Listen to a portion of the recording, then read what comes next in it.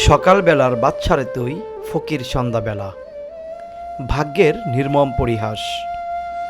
জমিজমা ঘরবাড়ি বিক্রি করে ৪৮ লাখ টাকা খরচ করে সিনেমা বানিয়ে পথের ফকির এখন প্রযোজক বেবি। অনাহারে দিন কাটানো এই প্রযোজকের জায়গা হয়েছে এফডিসির ধুলামাখা ফুটপাত। ৪৮ লক্ষ টাকা। ৪৮ লক্ষ টাকা। এই টাকাগুলো আসলে কিভাবে আপনি জোগাড় করেছিলেন কিভাবে? দেশের কিছু ছিল ওগুলা বিক্রি করে। আপনার হাজবেন্ড ছিল পরিচালক, নাম কি ছিল? মতিউর রহমান বাদল। বাদল। এখন আপনার হাজবেন্ড মারা যাওয়ার পর আপনার ছেলেমেয়েরা আপনাকে বাসা থেকে তাড়াই দিছে, এই তো?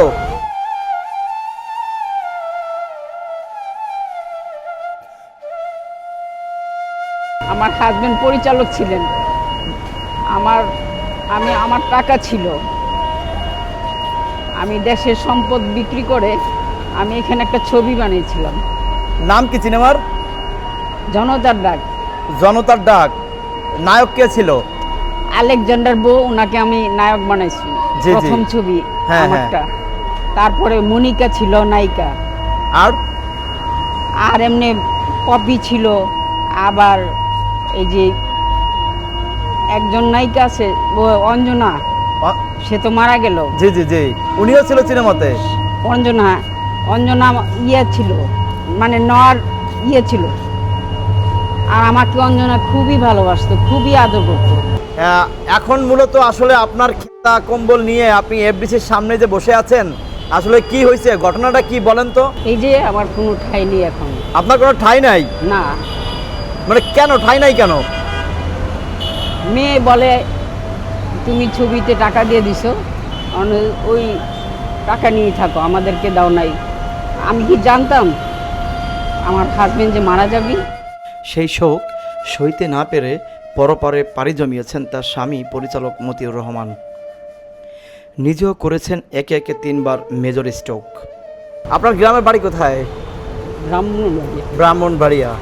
আচ্ছা, এখনই যে আপনি সব কিছু হারালেন, ৪৮ লক্ষ টাকা আপনি শেষ করে ফেললেন সিনেমা করতে যায়, আপনার মানে এই টাকাগুলো কি আপনার জমি টমি বিক্রি করে নিয়ে আসা নাকি কিভাবে আনছেন, একটু যদি ছোট্ট করে বলতেন।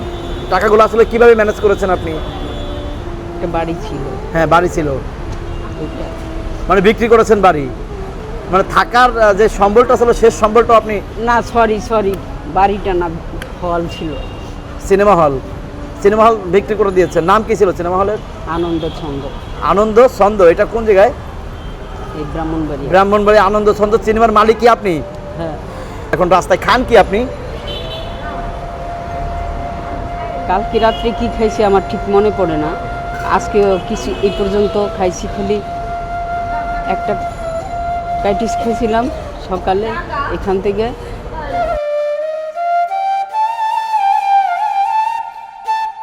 এখন আপনি ঢাকার রাস্তায় ফুটপাতে জায়গা নাই আপনার ঘুমানোর, এই বিষয়টা যদি একবার ভাবেন কেমন লাগে আপনার কাছে? প্রতি রাতে একটু মুখ হাত চাপা দিয়ে, যে কোনো খাতা বালিশ চাপা দিয়ে কান্না আসে আর কি। আমার কান্না ছাড়া তো আর কিছু নেই।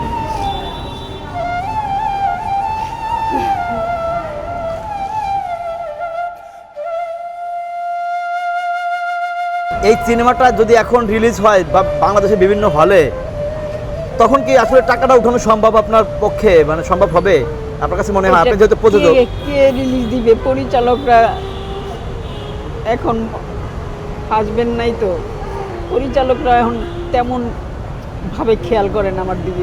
এই যে আপনার যে সিনেমাটা, ওনারা যে আমাদের একটু দেখে একটু জিজ্ঞেস করে মাঝে মধ্যে, এটা একটু বেশি মনে করেন। আমার যার কেউ নাই তার কিচ্ছু থাকে না। গ্রামে যাওয়ার কোনো ইয়ে নেই, পথ নেই। গ্রামে যাওয়ার কোনো পথ নাই, কিছু নাই তো, কিছুই নাই, সব শেষ। ৪৮ লক্ষ টাকা সিনেমা করতে যেয়ে সব শেষ করে দিয়েছেন। আমার তো টাকা নাই, টাকা থাকলে সব থাকে বাবা। মেয়েটার কাছে জোর করতে পারি না, মেয়েই তো অনেক কষ্ট করে এই কোন বাল ফেলে যে লাইটের বলে কি কাজ করে কোনো রকম চলতেছে। মেয়ের সাথে আমি কারোর সাথে তর্ক করতে পারি না, ঝগড়া করতে পারি না। আমি নিজে অপরাধ মনে করে থাকি, কারোর সাথে কোনোদিন ঝগড়া করতে পারি না। এই যে থেরাপিতে যেতাম না, থেরাপিতে গেলে একটু আনন্দ পেতাম। এই আপা এই যে 48 লক্ষ টাকা সিনেমা না করে যদি আপনি কোনো ব্যবসায় লাগাতেন বা ভালো কাজে লাগাতেন, টাকাটা থাকতো না? আপনার কাছে মনে হয় যে 48 লাখ টাকা দিয়ে আমি সিনেমা বানায় ভুল করছি? না, ভুল করছি এটা কব কেন? ওই যে রিলিজ পাইলি তো এটা অন্যরকম হয়েছে। উনি যদি বেঁচে থাকতো তাহলে আজকে রিলিজ হতো। মৃত্যুর দুয়ার থেকে ফিরে আসা এই পরিচালকের চাওয়া সিনেমাটি আলোর মুখ দেখুক। আচ্ছা, এখন আপনার এই সিনেমাটা কোনো সিনেমা হলে চালাবেন? বাংলাদেশে যে সিনেমা হলগুলো আছে, চালাতে চান আপনি? আপনার সিনেমাটা চালাবেন? তাহলে তো ভালোই হতো। ভালো হতো না? এবার যদি দয়া মায়া হয় তাহলে আমি কয়টা খাইতে পারবো, ছোট্ট একটা ঘর নিয়ে আমি থাকতে পারবো এবং মেয়েটার একটু সহযোগিতা করতে পারবো। আমার মেয়েটার জন্য মানে কষ্ট হয়, যে ওদের এত কষ্ট করে আমার খুব কষ্ট হয়, কিন্তু কিছু করতে পারি না।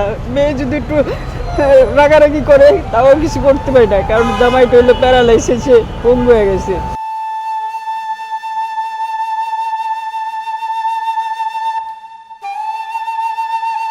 একটা ক্যাসেট ছিল ছবির, পুরো ছবির ক্যাসেট।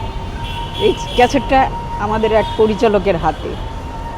তো সে কি বলছে? আপনার ক্যাসেট নিয়ে কি বললো? তার কাছে বললো কেন? যে ভাবি আমি আপনি কোনো করেন না, টেনশন করেন না, আমি এটা দেখতেছি কি করা যায়। মানে অনেকদিন পরে দেখা হয়েছে, আমি বলছি যে উনি আগে আগে বলতেছে যে ভাবি এরকম আপনার ক্যাসেটটা, নাহলে আমি উনাকে চিনতাম না, উনাকে চিনতাম না। কিন্তু আপনাকে সে চিনছে না? হ্যাঁ, উনি নিজেই সাইদা বললো যে উনি যদি মানে ইচ্ছা করলে উনি কিন্তু করতে পারতো। উনি আমাকে সাইদি বলছেন যে ভাবি এই ব্যাপার, আপনার ক্যাসেটটা আমি একটা ব্যবস্থা করতে পারি, দেখি কী করতে পারি। আপনার গ্রামের বাড়ি কোথায়? ব্রাহ্মণবাড়িয়া। ব্রাহ্মণবাড়িয়া। আচ্ছা, এখনই যে আপনি সব কিছু হারালেন, 48 লক্ষ টাকা আপনি শেষ করে ফেললেন সিনেমা করতে যায়, আপনার মানে এই টাকাগুলো কি আপনার জমি টমি বিক্রি করে নিয়ে আসো নাকি কিভাবে আনছেন? একটু যদি ছোট্ট করে বলতেন টাকাগুলো আসলে কিভাবে ম্যানেজ করেছেন আপনি? একটা বাড়ি ছিল। হ্যাঁ, বাড়ি ছিল, ওইটা মানে বিক্রি করেছেন বাড়ি, মানে থাকার যে সম্বলটা ছিল শেষ সম্বলটা আপনি? না, সরি, বাড়িটা না, হল ছিল, সিনেমা হল বিক্রি করে দিয়েছেন। নাম কি ছিল সিনেমা হলের? আনন্দ ছন্দ। আনন্দ ছন্দ। এটা কোন জায়গায়? এই ব্রাহ্মণবাড়িয়া। ব্রাহ্মণবাড়িয়া আনন্দ ছন্দ সিনেমার মালিক কি আপনি? হ্যাঁ। মেয়ে বা ওই মেয়ের জামাই যদি রাগ করে আমি কিছু বলতে পারি না, বোবার মতো তাকায় থাকি। এবং কেউ যদি আমার সাথে কোনো রাগের কথা বলে, জিদ দেখায়, আমি হা করে তাকায় থাকি। অনেকে আবার কয় হ্যাঁ খালি উনি তাকায় থাকে, কোনো প্রতিবাদ করে না, ঝগড়া করে না, কিছু না, উনি খালি করে।